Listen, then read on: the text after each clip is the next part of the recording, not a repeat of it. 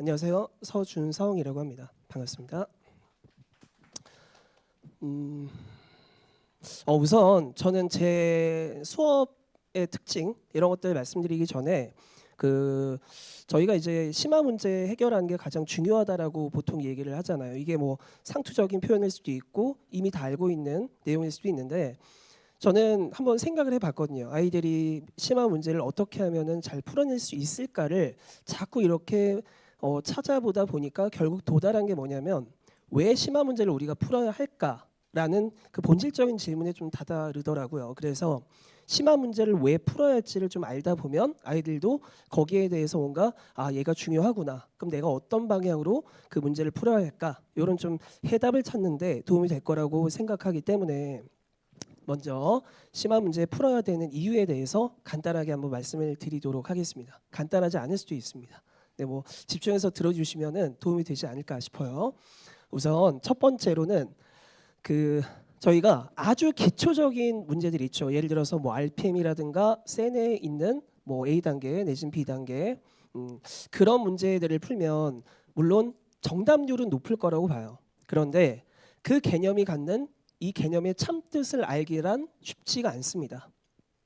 그렇기 때문에 어려운 문제를 만나봐야 이 개념이 이런 파워가 있구나라는 거를 아이들 입장에서 확실히 좀 체득할 수 있을 거라고 봐요. 그걸 좀 느끼게 되면 나 이 문제 풀어야 되는구나라는 걸 명확하게 인지하게 됩니다. 그래서 첫 번째 이유로 개념의 참뜻을 알기 위한 하나의 좋은 방법이라고 생각을 합니다. 그 다음에 저는 이게 되게 중요하다고 생각하는데 어떤 경우가 있냐면 어려운 문제를 좀 풀다 보면 이거 어디까지 생각해야 할지 모르겠어요 라고 질문하는 경우들이 좀 있어요.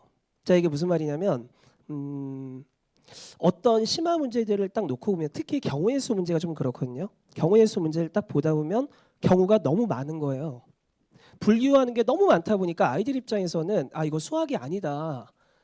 내가 아는 수학은 이런 게 아니라 그래프 딱 나오고 도형 나오고 몇 번 찍찍해서 다 빡 이런 걸 굉장히 좋아하는 아이들이 있거든요. 저 역시도 그렇습니다. 그런데 분류를 잘 하고 그 문제 안에 들어있는 상황을 내가 좀 복잡한 상황이라고 해도 좀 이렇게 분석도 해보고 이 깊이가 어디까지를 정확히 알게 되면 그 다음에 다른 문제를 풀 때 맞아, 내가 그 전에 이 정도 깊이까지는 생각해 봤잖아 라는 경험이 있으니까 일단 추진력 갖고 풀게 돼요.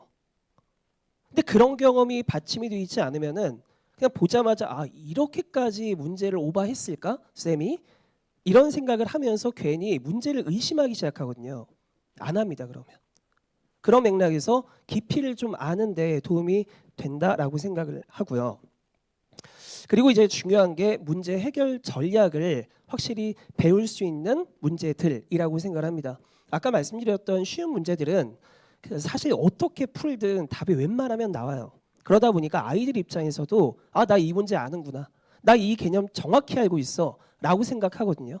근데 그 문제의 진짜 의미라는 거는 아무래도 문제가 좀 어려워졌을 때 내가 그 어려움 속에서 문제를 어떻게 해석하고 어떻게 이끌어 가야 이 답이 나올까라는 것들을 이제 알 수 있는 거는 분명히 어려운 문제를 만났을 때라고 생각을 합니다. 그래서 문제 해결 전략을 배울 수 있는 문제들이기도 하다 이렇게 보고요. 특히 문제 해결 전략을 제가 얘기할 때는 수업 시간에도 이런 얘기를 해요. 숏컷이 물론 중요하죠. 어려운 문제를 풀 때 그 어려운 문제를 아주 짧은 토막으로 끝내버릴 수 있다면 아이들 입장에선 이거 엄청난 매력이에요. 한 줄 컷 딱 하면 아까 말씀드렸던 그 수학 다워야 한다라는 걸 어디 유튜브나 이런 데서 대충 보고 옛날에 수학자가 이렇게 풀었대. 눈 안 보이는데도 이런 문제를 풀었대. 그러면 거기에 심취하는 애들이 있어요.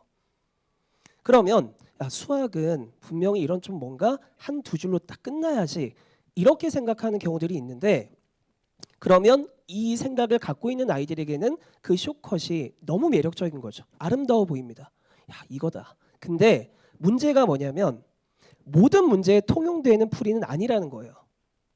그 숏컷이 갖고 있는 위험성은 뭐냐면 그 숏컷을 쓸 수 있는 문제를 만났을 때만 도움이 됩니다. 그럼 이제 어떤 수업들은 어떻게 구성을 하냐면 애초에 그 쇼컷들로 잘 풀릴 만한 문제만 교재에 수록을 해요. 그럼 이제 아이들 입장에서는 딱 그 수업 들으면 야, 이건 이 쌤은 진짜 뭐지? 그러니까 말도 안 나오는 약간 이렇게 수업에 빠져들게 돼요. 그런데 정작 아이들이 마주하게 될 뭐 수능 문제, 뭐 내신 문제 이런 것들을 보면은 절대 그런 문제들만 나오지도 않고 최근에 평가원 기조를 보면 킬러 없는 변별력 문항을 만들겠다라는 말을 해요. 근데 그게 정확히는 어떤 말이냐면 거기서도 명시를 했습니다. 우리는 N축풀이 같은 거 쓰지 않을 거예요. 합성함수에서 아이들이 알고 있는 그 대치동 어둠의 스킬들이 있거든요. 그 어둠의 스킬 안 쓰고 어려운 문제 만들겠다라고 했어요. 근데 그 어려운 문제의 정체가 뭐냐면 추론입니다. 그 추론을 바탕으로 만든 수능에서 22번 문항이 정답률이 가장 낮았어요. 진짜 뭔가 그 쇼컷 같은 것도 없습니다. 근데 그거 하나만으로 정답률이 거의 1점대 정도밖에 안 됐기 때문에 그러니까 이게 뭐를 반증하는 거냐면 공부를 좀 하는 아이들이라고 하더라도 문제 해결 전략을 아이들이 이렇게 연습하는 것보다는 좀 좋은 풀이들에 너무 심취하는 게 아닌가라는 생각이 들었습니다. 그래서 쇼컷이 좋은 건 맞지만 어떤 상황일 때 그 쇼컷을 써야 하고 그럼 그 쇼컷이 통하지 않을 때에는 어떻게 대처를 해야 할지 이런 것들을 배우는 게 훨씬 중요하다라고 생각을 합니다.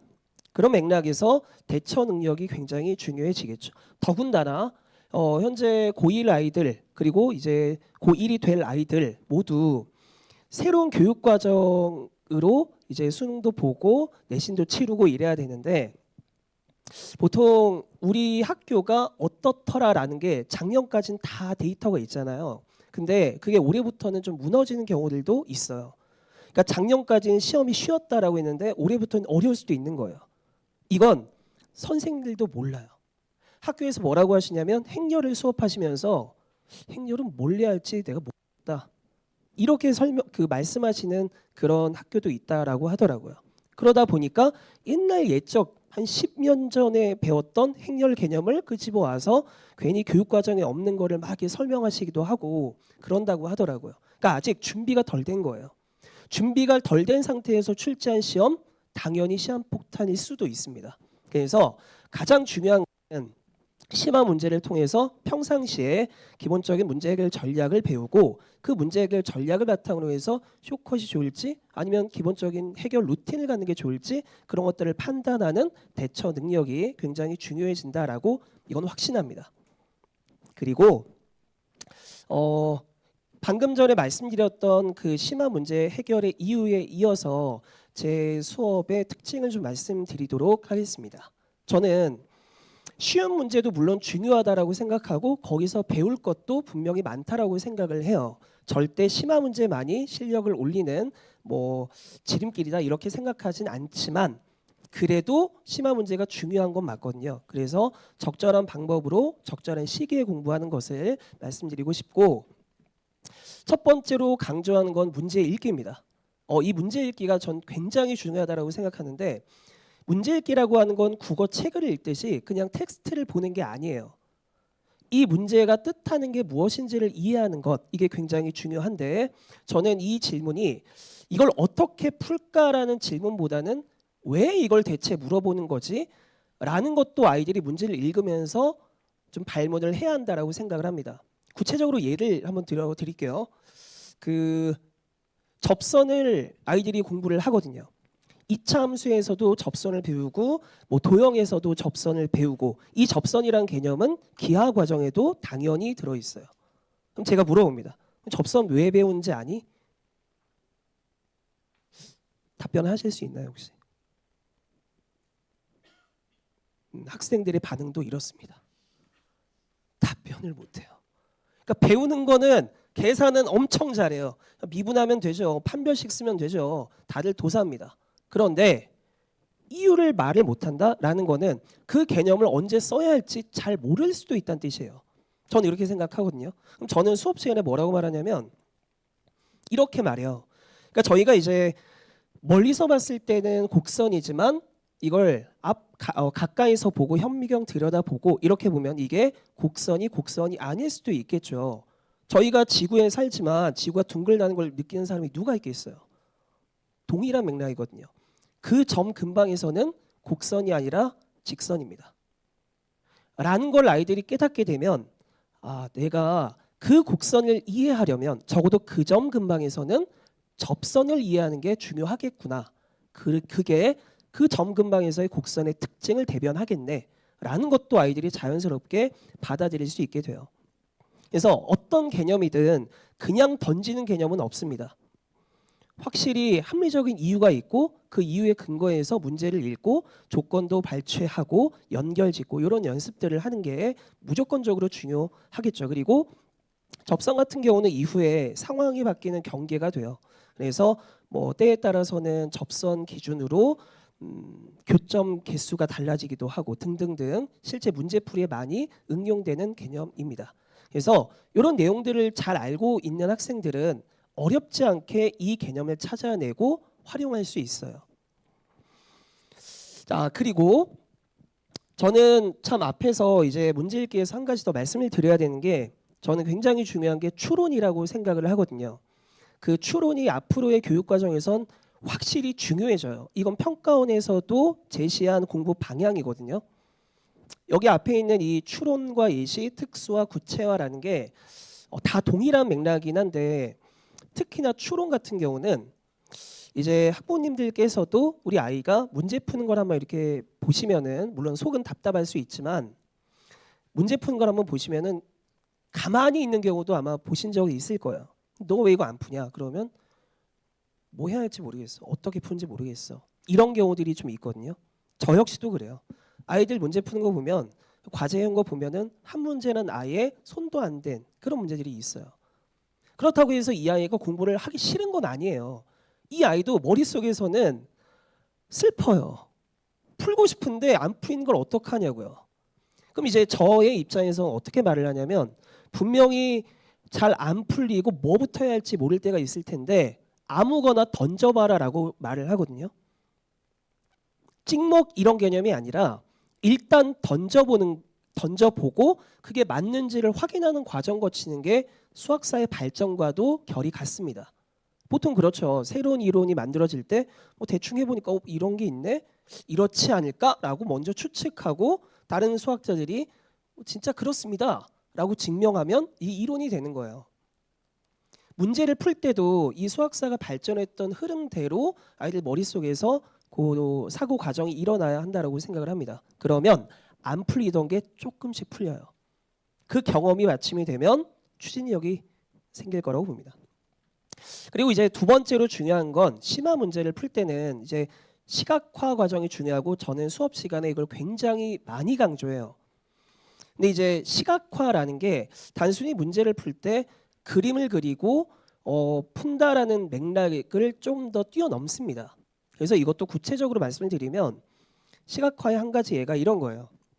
이제 학부모님들께서도 이제 이차함수 같은 경우는 다들 공부를 해 보셨을 거고 그럼 이제 이 문제를 풀어보세요라고 말씀드리면 다들 풀 거라고 생각을 합니다. 6 대입하면 되죠. 그렇죠? 근데 이런 문제가 RPM 기준으로 가장 쉬운 난이도, 센 기준으로도 가장 쉬운 난이도에 있을 거예요. 그럼 저는 수업 시간에 이걸 말을 안 할까요? 그렇지 않아요.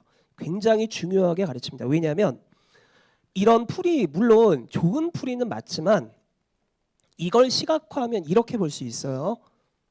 이차함수가 있고 6에서의 함수값이라는 게 실제로 이 숫자를 계산하면 되는 건데 여기 있는 3은 최고차항 계수가 되고 여기 있는 5를 시각화하면 6에서 한 시근까지의 거리가 됩니다.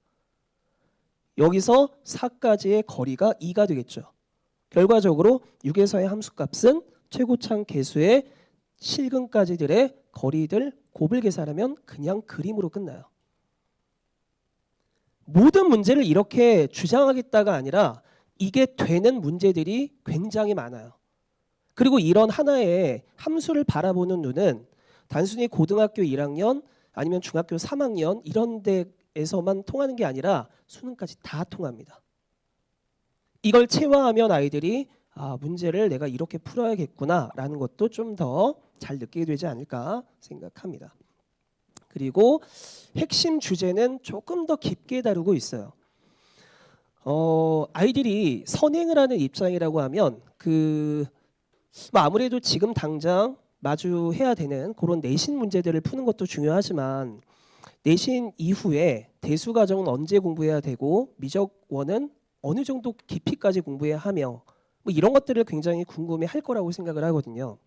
근데 나중에 공부하는 것도 그렇고 지금 공부해야 될 것도 그렇고 아이들이 지금 공부한다고 해서 문제 풀 때 다 생각나는 게 아니에요. 산술적으로 쌓이는 게 아닙니다. 수학은. 아이들이 공부했던 거 한 며칠만 지나도 까먹어요. 그래서 계속 그 개념에 물들 수 있도록 경험을 시켜주는 게 좋은 수업이라고도 생각을 하기 때문에 핵심 주제만큼은 일단 확실하게 이해하도록 경험을 시켜주고 이후에 그 개념으로부터 다른 개념들이 조금씩 잘 보이도록 공부를 시키고 있는데 뭐 예를 들면 지금 고등학교 1학년 1학기 기말고사 범위에 보통 이제 경우의 수가 들어있죠. 그럼 이제 경우의 수에서도 뭐 꽤 자주 출제되는 유형이 사색 문제라는 문제가 있어요. 그럼 이제 이 사색 문제를 조금 더 깊게 들어가면 뭐 이러한 순환 그래프 채색 문제로 풀 수도 있다. 물론 책에는 없죠, 이런 건. 교육 과정에서 이런 걸 다루지도 않기 때문에 그러면 이제 저는 이런 어떤 공식으로 접근하는 방법도 있지만 이게 통하지 않는 경우도 있기 때문에 일반적인 사색 문제 해결 루틴을 알려주게 돼요. 그럼 이제 아이들은 그 둘을 계속 저울질하면서 어떤 문제 해결 이 문제를 풀 땐 어떤 전략이 좋을까를 자꾸 연습하게 되는 거예요. 그 연습이 나중에 실력이 되겠죠. 그리고 저는 그 습관을 고치는 거를 좀 중요하게 생각을 합니다. 아이들이 수학 실력은 있는데 아이들의 그 수학 실력이 점수로 변환되지 않는 경우들이 꽤 많아요. 근데 그게 왜 그런가 파고 들어가 보면은 잘못된 습관이 너무 많은 뭐 그렇다고 저는 생각을 하거든요. 그러니까 저를 만난 그 나날들보다 이미 수학을 공부해온 나날들이 훨씬 길 거거든요. 초등학교 1학년 때부터 수학을 막 공부하면서 쌓아온 뭔가 습관이라는 게 있는데 그게 단 한순간에 어떤 수업으로 바뀌진 않겠죠. 그래서 안 좋은 습관이 있다면 그 안 좋은 습관을 바꾸는 것 이것을 굉장히 중요하게 생각하고 수업 시간에도 이 내용들은 녹이고 있습니다. 정규반과 특강에 대해서 말씀을 드리기 전에 제 현재 고등학교 2학년 아이들의 고등학교 1학년 때의 성적을 먼저 말씀드릴게요. 제 상단에 보이는 이 학생은 현재 고등학교 2학년 단대부 학생이고 1학년 2학기 이게 시험 점수거든요. 전체 1등 했습니다. 100점이었거든요. 근데 이때 어떤 일이 있었냐면 성실한 아이들이 조금 더 잘 볼 수도 있는 시험이었어요. 그러니까 소위 눈으로 봐서 시험 한 번에 다 맞추는 그런 아이들, 정말 천재적인 아이들, 오히려 그런 아이들이 한두 개 틀리기도 하고 그랬던 시험인데 AI는 성실하게 수업 따라오고 뭐 실수 없이 잘 마무리를 했습니다. 두 번째 학생은 휘문고 학생이고요. 이 아이는 작년 기준이니까 작년에 뭐 경우의 수가 이제 2학기 때 있었고 그 경우의 수 2학기 범위에서 좋은 성적을 받았던 학생입니다. 그리고 세 번째는 이제 중대부고 학생인데 굉장히 성실한 학생이에요. 열심히 공부하는 학생, 여학생이고요. 그리고 마지막은 이제 은광여고 학생이고 이때는 약간 평소에 은광여고 시험이랑 결이 조금 달랐어요. 평소 은광여고 시험이 좀 쉽다라는 평이 있는데 이 학생의 경우는 그런 걸 좀 싫어했던 학생이에요. 나는 어려운 걸 좋아합니다. 좀 어려운 문제도 많이 풀고 싶고 그래서 저를 찾아왔던 학생입니다. 예비 고1 때. 근데 이 학생이 공부하는 걸 보면은 어려운 문제는 좋아하는데 쉬운 문제들 막 일일이 써야 되는 그런 걸 또 싫어하는 학생이었어요. 그럼 은광여고랑 약간 결이 다를 수 있죠. 근데 어떤 이벤트 하나가 있었냐면 이슈가 뭐가 있었냐면 은광여고 그 고등학교 1학년 1학기 중간고사 시험이 좀 쉬웠죠. 그래서 만점자가 57명 정도 나왔다. 그렇게도 이제 알려져 있는데 그 이후에 자퇴생이 한 23명 정도가 나왔어요. 다 자퇴하고 나니 학교에서도 큰일 났다 싶었겠죠. 그래서 중상고에서 쌤을 모셔왔고 2학기 때부터는 시험이 좀 어려워졌습니다. 그 어려웠던 시험 결과예요. 중간고사 때 100점이 57명, 297명 정도 중에 57명이 100점이었는데 그 2학기 중간고사 때는 지금 이 아이가 원점수로 93점을 받았는데 전교 2등을 한 거예요. 그러니까 점수가 완전 확 떨어진 거죠. 전체적으로.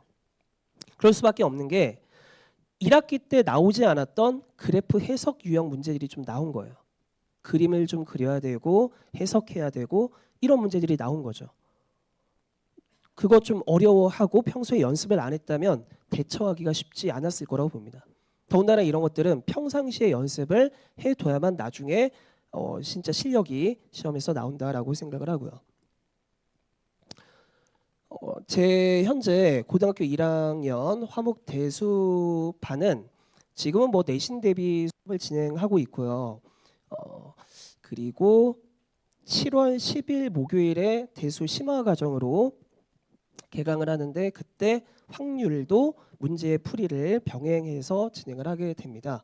전체적인 커리는 7월 8월에 정규반에서 대수랑 확률 공부하고 특강으로 공수투를 필수 수강하게 됩니다. 그리고 내신 대비 기간 이후에 12월부터 2월까지 미적 1과 그 확통에 남은 통계 파트를 공부를 해요.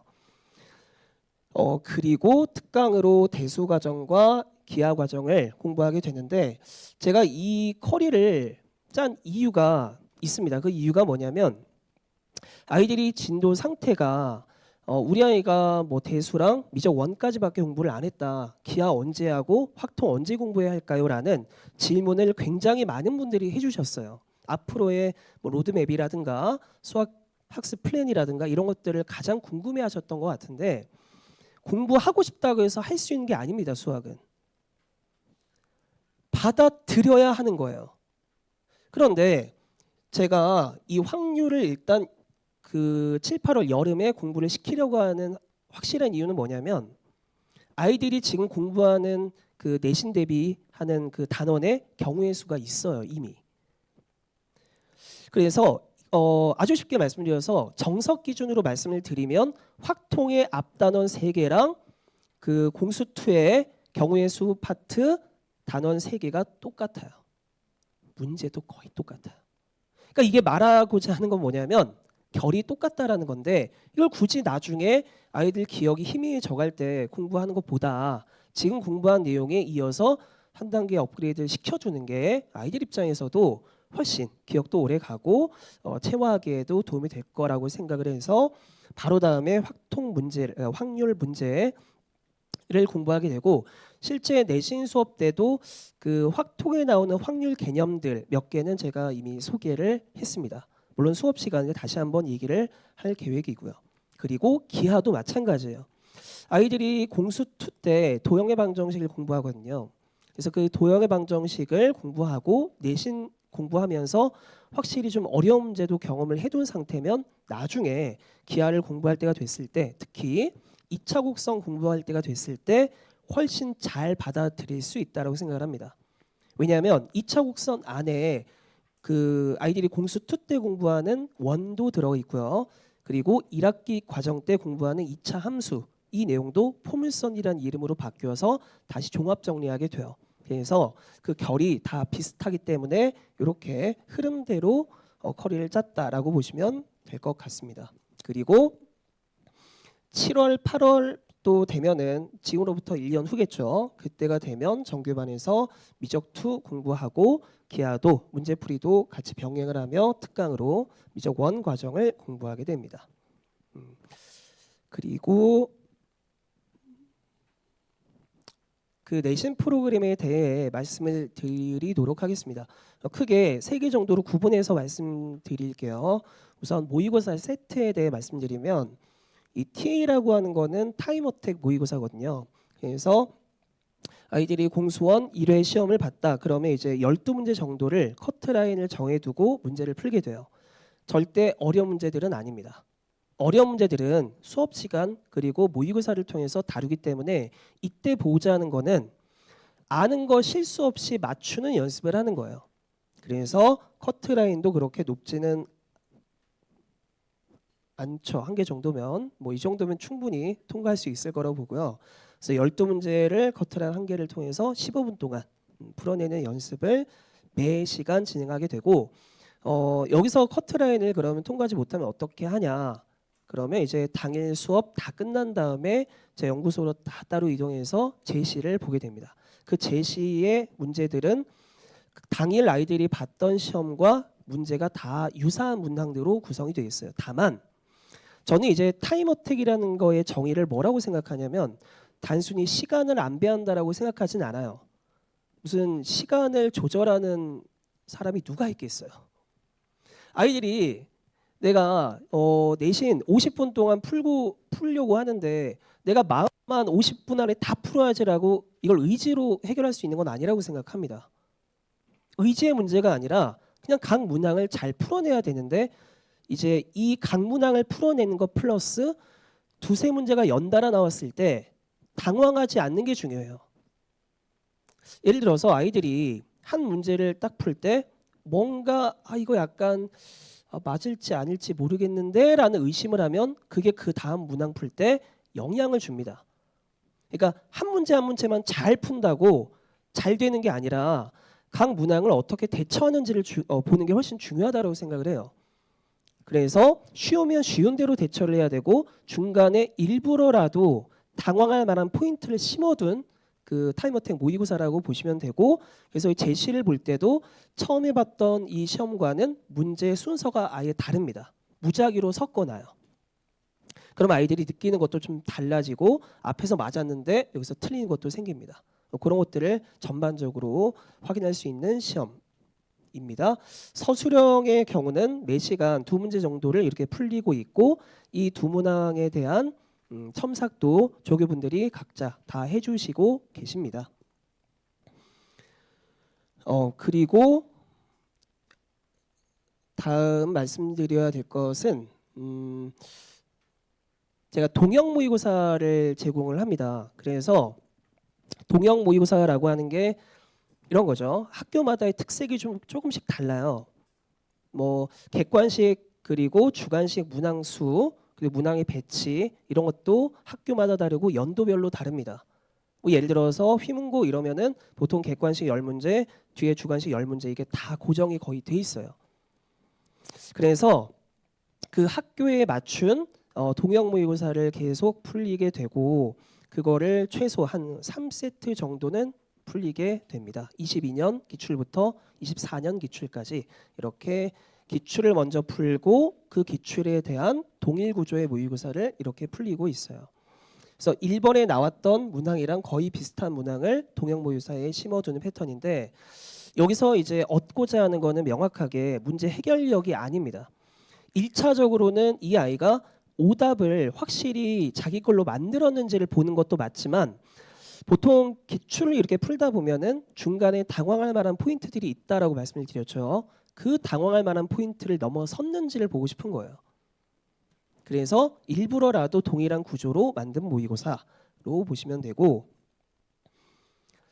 보통 이렇게 진행을 하면 자, 요거는 이제 제가 지금 수업하는 그 학교들인데 이 반들이 물론 지금 없는 곳도 있지만 이 반들 그 학교들이 이제 연합반으로 수업을 하게 되면은 아무래도 어떤 학교에도 포커스를 맞추기가 힘들겠구나라고 걱정하실 수도 있다고 봅니다. 그런데 이런 것도 있어요. 수학의 경우는 예를 들어서 우리 아이가 세화고에 다닌다 그러면 세화고의 특수한 어떤 유형의 문제들만 공부하는 건 전 위험하다라고 보는 입장이거든요. 다양하게 풀어봐야 다양한 상황에 대처할 수 있다라고 생각하기 때문에 다른 학교에서는 어떤 형태로 문제가 나오는지를 경험하는 게 문제를 보는 눈을 확실히 넓혀준다라고 생각을 합니다. 그래서 이런 학교들 각자 학생별로 시험지가 다를 텐데 예를 들어서 이거는 이제 24년 1학기 기말고사에 해당하는 기출을 학교별로 모은 거예요. 제가 만약에 담당하는 학교가 뭐 25개 학교가 있다 그러면 1번부터 25번까지 학교들이 내림차순이 돼 있겠죠. 그러면 그 학교들 1번부터 25번까지 학교마다 각 주요 문항을 하나씩 빼는 거예요. 아, 이게 아마 킬러 문제였을 거야. 이게 약간 심쿵했을 걸. 그런 문제들 25문제를 빼서 자료를 주고 아이들이 오답을 고치는 동안 다 고친 학생들은 순차적으로 이 주요 기출 자료를 풀게 됩니다. 그리고 수업 시간엔 이 내용들도 같이 공부를 하게 돼요. 그리고 이거는 제가 내신 대비할 때 메인으로 다루는 수업 교재고요. 단순히 심화 문제만 이렇게 다 이게 열거하는 형태의 수업이 아니라 기초 개념이 일단 다 들어있고 그 기초 개념 가운데 너희가 문제 풀었을 때 아마 이런 것 때문에 틀릴 거야 라든가 이 개념이 나중에 이런 식으로 괴물이 돼 라는 어떤 그 흐름까지를 기초로부터 다 설명해 주는 형태로 수업이 되고 수업 시간에 제가 중요하게 생각하는 거는 이제 교육청 기출 문항이거든요. 그래서 교육청 기출을 하나하나 다 풀리고 있어요. 근데 이제 최근 5개년 이런 것만이 아니라 교육청 기출이 있는 그 굉장히 오래 전이죠. 오래 전 문항부터 거의 다 갖고 온다고 보시면 되는데 실제로 내신 기출을 분석하다 보면은 1, 2년 전 것만 쓰는 게 아니에요. 정말 고인물 문제들을 갑자기 툭 들이밀 때가 있어요. 자, 물론 제가 수업을 할 때는 이런 문제들이 시험에 나올 거야를 생각하고 내는 게 아니라 이 정도의 문제 해결력은 있어야 돼가 기본입니다. 나오면 좋고 뭐 안 나와도 해결력을 높일 수 있는 문제들이야. 그런 것들을 제시한다고 보시면 됩니다. 그리고 이거는 제가 이제 컨텐츠를 줄 때 학교별로 아무래도 학교마다의 프린트, 부교재 뭐 등등등 굉장히 다양해요. 그러니까 지금 제가 보여드리는 거는 뭐냐면 1학년 자료가 아니라 이번 고등학교 2학년 1학기 진선여고 자료거든요. 그러니까 진선여고에서 야 이번 시험은 여기서 낼 거야라고 이제 학교 쌤이 말씀을 해주신 거예요. 그러니까 수원 시험입니다.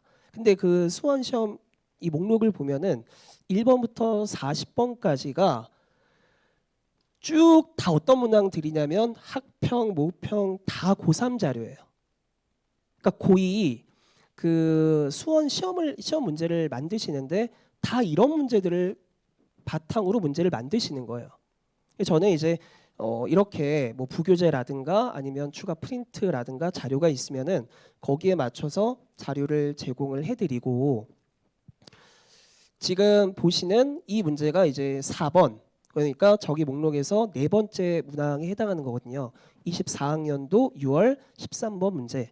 그게 메인 문제가 이거였거든요. 그럼 그 메인 문제에 대한 동형 문항을 최소 3개 정도는 주고 있어요. 최소 3개면 너무 많겠네요. 120문제니까. 최대 3개입니다. 최대 3개 정도 주고 열심히 풀어라. 이렇게 제공을 하고 있고 이게 아이들이 변형 문항도 좀 조심해야 할 게 뭐냐면 메인 문항은 잘 푸는데 그 풀이를 외워둔 아이들도 간혹 있습니다. 그래서 그걸 외웠는지를 확인할 수 있는 게 변형 문항이기도 해요. 그래서 변형 문항에서는 그림도 일부러 좀 바꾸고 이러면 보는 게 달라집니다. 아이들이 느끼는 게 좀 많이 달라지고 여기서 맞았는데 틀리기도 하고 그래서 틀리면서 다시 다잡으면 좀 실력이 될 거라고 생각하고요. 이건 이제 최종 단계로 정리할 때 제가 내신 대비 때 맨 마지막에 풀리는 게 뭐냐면 교육청 기출을 예를 들어 뭐 10개년 정도를 풀었다 그러면 꽤나 많은 양이 되거든요. 보통 확인해 보면 시험 범위별로 300문제 정도는 됩니다. 그 300문제를 다시 리뷰하는 건 사실 큰 의미가 없어요. 그 300문제 중에서 정말 중요한 아이들이 좀 어려워하는 주제들이 있어서 그 문제들을 100문제 정도씩 다시 정리하고 그 100문제에 대한 변형을 다시 제공하는 거예요. 그래서 맨 마지막 수업 때는 이렇게 내용이 진행이 되고 있습니다. 클리닉 시간은 수업 전후 클리닉, 그리고 토요일에는 TA 클리닉도 있고, 수업 후 클리닉 때는 제 연구소로 따라와서 거기서 공부를 시키고 있습니다. 다음은 시간표입니다. 그래서 한번 확인하시면 도움이 될 것 같아요. 그리고 이거는 이제 마지막으로 드리고 싶은 말씀은 수학이 대체 무엇이냐라는 건데, 이게 수학이 무엇이냐라고 말하면 사실 들어갈 내용이 굉장히 많겠죠. 근데 이거는 저는 진짜 이렇게 생각합니다. 오글거리는 게 아니라, 저는 수학이 여기 잘 안 보이시지만 별빛이라고 제가 비유를 좀 하는데, 왜 그러냐면 이유가 명확해요. 아이들이 이런 경우가 있습니다. 심화 문제가 중요하고 열심히 공부해야 된다라는 건 알고 있는데 자꾸 발목을 잡는 게 있어요. 그게 뭐냐면, 내가 이 문제를 푸는 게 도움이 될까? 이게 눈에 안 보입니다. 이 한 문제를 푸는 것보다 차라리 유형 정리한 10문제 푸는 게 점수에 도움이 되지 않을까라는 생각을 분명히 해요. 그러면 아이들은 가성비를 자꾸 택하게 되거든요. 근데 제가 생각하는 수학은 그 몇 번의 문제풀이보다 생각하는 시간 자체가 중요하다고 생각하기 때문에 한 문제를 정말 제대로 들여다보는 것을 원하고, 이게 잘 드러나진 않지만 마치 별빛이라는 생각을 했던 거죠. 지금 내가 보는 별빛이 실제 지금 만들어진 별빛은 아닌데, 저희가 보는 별빛이 한 몇 억 년 전에 만들어졌을 수도 있고요. 수학도 마찬가지라고 생각을 합니다. 내가 지금 공부하는 거 지금 당장 보이지 않아요. 근데 제가 확인한 바로는 한 2~3달 정도는 조금 더 익히고 숙달을 해야 점수로 보인다라고 생각을 합니다. 그래서 아이들 입장에서도 지금 내가 공부하는 게 올바른 방향이다라는 거를 알게 되면 조금 더 인내심 갖고 끈기 갖고 공부하지 않을까, 이런 생각을 해봤습니다. 그리고 혹시라도 궁금한 점이 있으시면은 여기 채널로 이제 질문을 주시면은 답변을 드리는데, 이거는 그냥 제가 혼자 다 답변을 드리는 거라 언제든 편하게 질문 주시면 될 것 같습니다. 그리고 이제 본인들이 네이버 폼에 질문을 주신 것들이 몇 개 있죠. 그래서 그 내용들 가운데 몇 개를 제가 선별해서 좀 이렇게 답변을 드리려고 하는데, 우선 굉장히 많이 나왔던 게 이거 같아요. 첫 번째로는 앞으로의 수학 로드맵, 그리고는 우리 아이가 경우의 수 공부를 좀 싫어하는데 경우의 수 이런 거 어떻게 해야 되냐, 약간 이런 것도 있었던 것 같은데, 제가 먼저 경우의 수 말씀을 드리도록 하겠습니다. 경우의 수는 제 생각에 함수는 잘하는데 경우의 수를 어려워한다. 물론 그럴 수 있다고 생각합니다.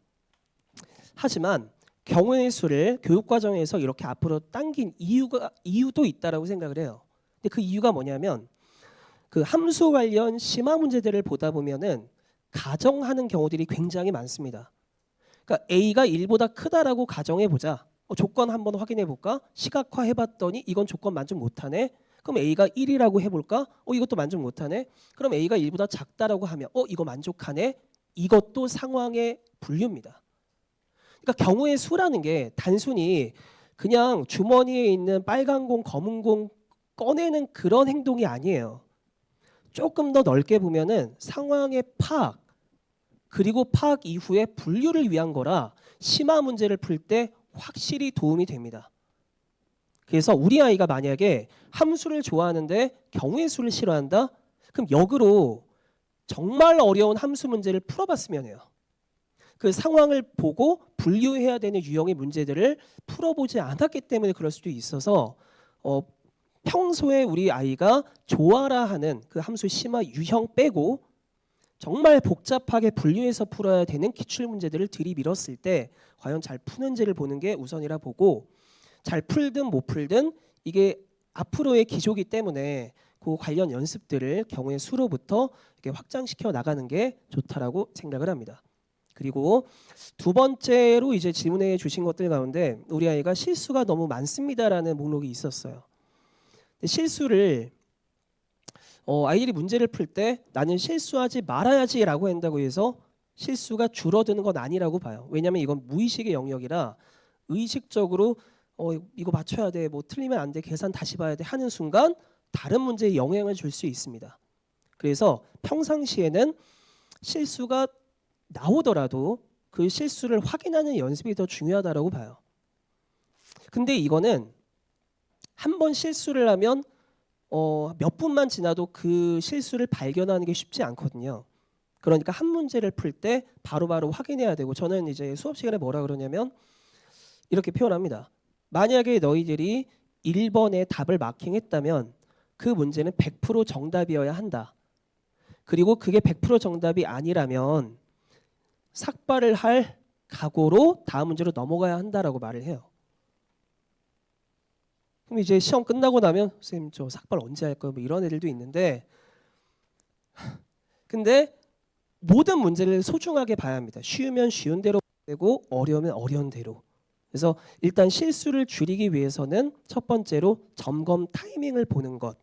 언제 점검을 해야 되는지, 전체 흐름을 언제 확인해야 되는지, 이런 것들을 아는 게 중요하다고 생각하고, 두 번째로는 실수를 줄이기 위해서는 이런 것도 있어요.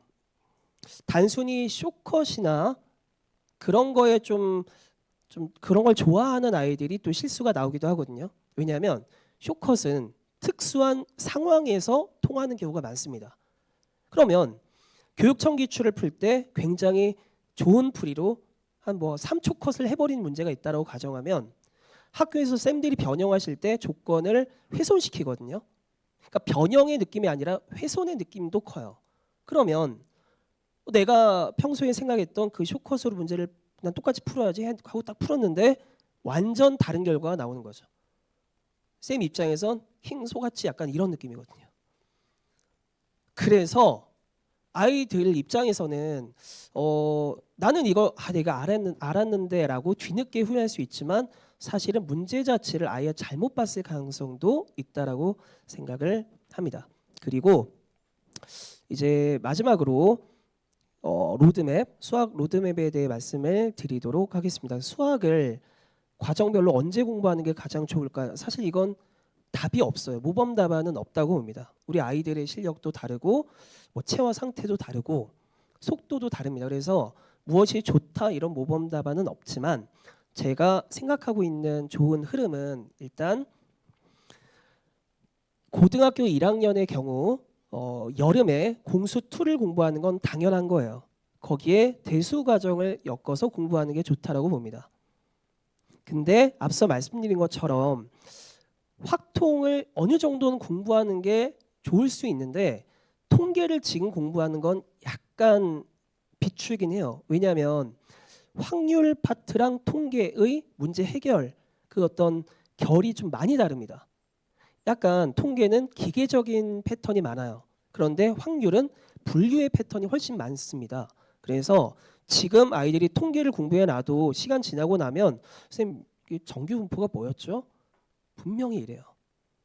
그럼 한번 공부해 두는 게 좋지 않냐 이럴 수도 있는데 저는 이번 여름이 생각보다 그렇게 긴 게 아니기 때문에 굳이 그 모든 걸 펼쳐서 이것도 좋다 이것도 좋다 이것도 좋다를 다 공부하는 것보다는 선택 집중하는 게 더 맞다고 보고 집중을 한다면 확률 파트가 더 좋다라고 생각을 하고요. 그리고 이제 2학기 때 내신 대비 후 겨울이 됐을 때 정규 수업 때는 그 뭐 대수 과정들을 이후에는 이제 공부를 하게 될 거고 아무래도 대수랑 미적 원 공부도 분명히 해야 합니다. 그리고 기하의 경우는 겨울에 해두는 게 저는 괜찮다고 봐요.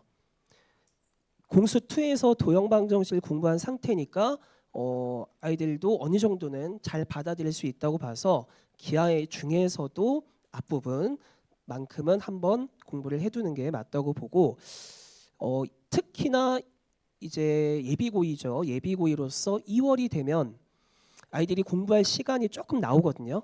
단기로라도 그때 나오는데 그때 확통이라든지 기하의 문제풀이를 병행하게 되면 내신 대비 들어가기 전에 전체적으로 한번 문제도 풀고 그 다음 문제를 풀 준비가 되지 않을까 싶습니다. 그래서 고등학교 2학년이 되면 1학년 때보다 공부할 양이 훨씬 많아져요. 그래서 그 많은 거를 한꺼번에 다 하는 것보다는 이렇게 필요할 경우에는 조금씩 분산을 해서 공부하는 것도 좋다라고 생각하고, 그리고 이제 미적 2의 경우는 공부하는 게 저는 좋다는 입장이긴 해요. 공부 안 하는 것보다는 당연히 좋죠. 다만 그걸 지금 공부하는 건 좀 위험할 수도 있다고 봅니다. 왜냐하면 아이들이 미적 1을 잘 하는지도 봐야 돼요.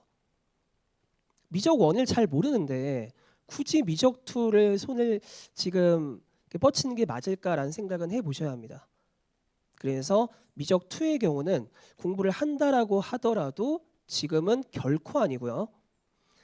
그나마 조금 양보해도 내년 겨울인데, 겨울도 저는 겨울보다는 여름이 더 낫다라고 봐요. 공부할 양이 많은 건 맞는데 미적 1 과정을 잘 쌓아두면은 거기에 새로운 것만 추가해서 공부하는 방법이 있거든요. 실제로 그렇게 공부하면 그 내용이 그렇게 많지는 않습니다. 저희가 미적 1에서 함수의 극한을 공부했는데 굳이 미적 2를 공부할 때 함수의 극한이 무엇이냐를 그때부터 다 말할 필요는 없어요. 근데 선행을 할 때는 좀 달라요. 아이들이 중학교 때 선행을 하는 입장에서는 미적 2를 그래도 한 번을 공부를 해두는 게 좋다 이럴 수도 있습니다만은, 지금부터는 시간이 그렇게 많지 않은 상태이기 때문에 적절한 시기가 무엇인지를 확실히 확인한 후에 거기에 맞춰서 공부하는 게 옳다라고 생각을 해서 이렇게 말씀을 드린 거고, 제 설명은 한 이 정도까지 드리는 걸로 하겠습니다. 네, 잠시만 기다려 주시면 될 것 같습니다.